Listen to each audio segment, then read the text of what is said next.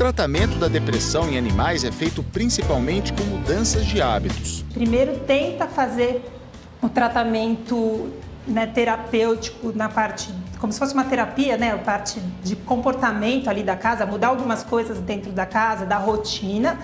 E aí, quando só isso não é necessário, ou quando eles já estão naquela fase de automutilação, aí a gente pode entrar desde medicações homeopáticas, que são mais leves, como florais, né, alguns medicamentos fitoterápicos, calmantes para diminuir a ansiedade. Agora, em alguns casos, a gente tem que lançar mão de antidepressivos.